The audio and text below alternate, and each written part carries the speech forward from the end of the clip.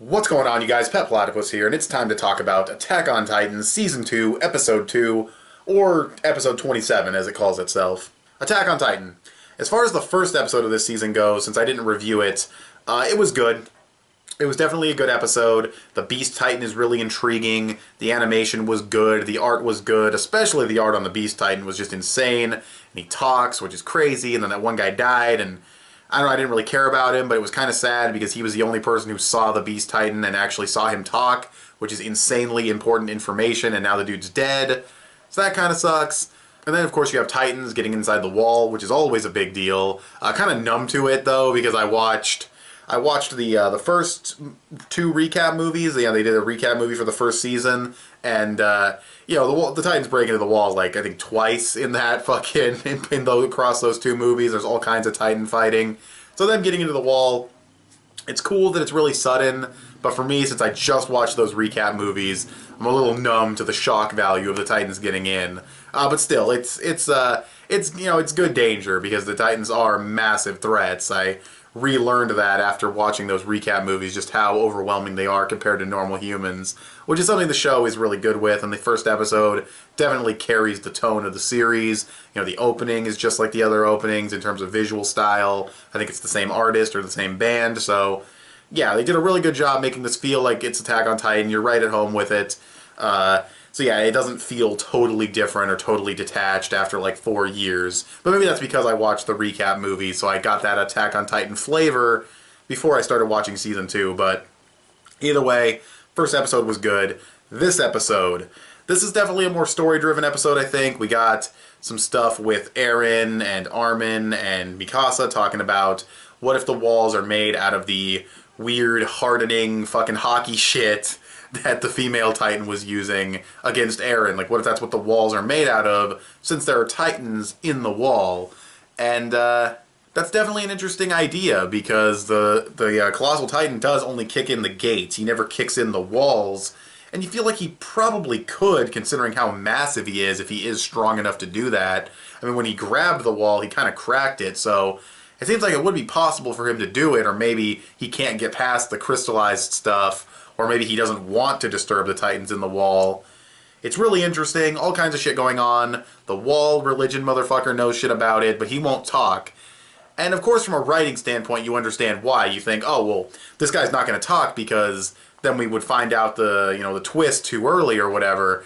But that's just from a writing standpoint. When you consider it from a story standpoint, how important is it that he keeps this a secret? Like, what really are the costs of revealing this information if, he has to keep this a secret even from humanity when, protecting humanity is so important? So, definitely a really, really interesting mystery going on with him and the Titans inside the walls and everything. And they want to see if Eren, I don't know if they established it in this episode, so I might be spoiling something, actually, so let me dial that back. I don't recall. It's something from the manga that I remember being important, but I don't actually recall if they mentioned it in this episode, so I'm gonna dial that back real quick. But yeah, they're on their way to basically rescue the fucking other dudes who are being attacked by those Titans that came from the south that broke into Wall Rose. But I think Eren's group might be going in a different direction right now. I'm not too sure how everything played out. It has been a long time since I read the manga. But the meat and potatoes of this episode, and I just realized what a wordplay or pun or whatever that is, because it's about Potato Girl Sasha. Anyways, the meat and potatoes of this episode is her flashback, her way of talking and being embarrassed of it, and just character development, just general character development and characterization for Sasha. And she uses a bow to fight a Titan who is very small. When I first saw this Titan in the manga, I was like, is that a Titan? Like, because it was very small, and then when you see him actually stand up, he is big, but he's not that big. He's a big Titan, but he's not nearly as big as some of the other ones. But she fights him off with a bow. It's really cool. It's believable. You don't really know, is she going to die? Is she going to live? She just got this flashback. Why would you give flashbacks to such a random side character if she isn't about to die? But then she gets away. She reunites with her dad. And this is the first time I've ever seen Dag Nabbit in subtitles. I had no idea how to spell Dag Nabbit, but now I do. They tried to give the dad a strong accent in the subtitles, and I think it came through. I don't think it came through for Sasha as well, but she does try to talk differently. She tries to talk more polite and more sophisticated and not use her usual accent because she's embarrassed of it.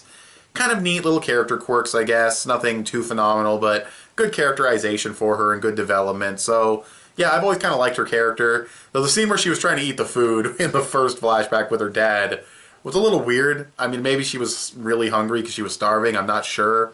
I know she's obsessed with food, but she was kind of ravenous. It was very awkward. It was kind of funny, but also awkward at the same time. I don't know.